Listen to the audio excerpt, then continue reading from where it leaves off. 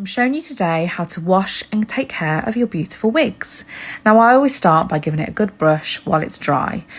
Whilst washing, I always hold the wigs by the parting at the top of the lace.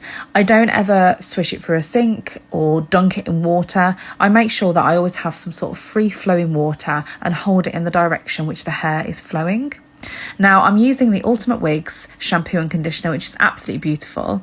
It's vegan, cruelty-free, organic ingredients, and most importantly, it's sulfate and paraben-free to make sure your hair lasts as long as physically possible and is really taken care of. Now, when putting shampoo into the wig, I always make sure, again, I'm using the flow of the hair to put the shampoo in. I'm not sort of ragging it around too much because I don't want it to get knotty and ruined. And always make sure you look after the inside of your cap.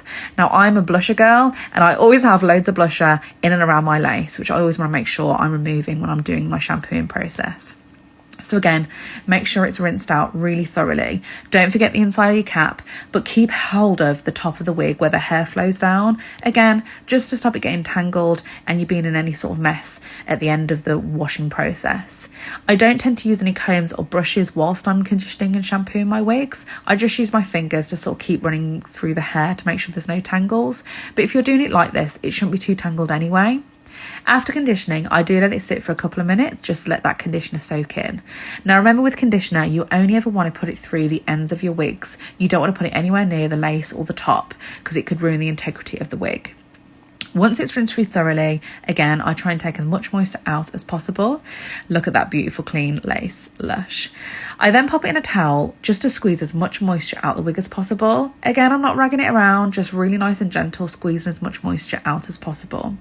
Now, for the last part, I always leave mine to air dry. I don't air dry it on a polyester head. I air dry it on a plastic head that has the flow-throughing air to it, just to make sure as much air gets to the cap as possible. And I leave it overnight. I hope that's dead helpful. Bye.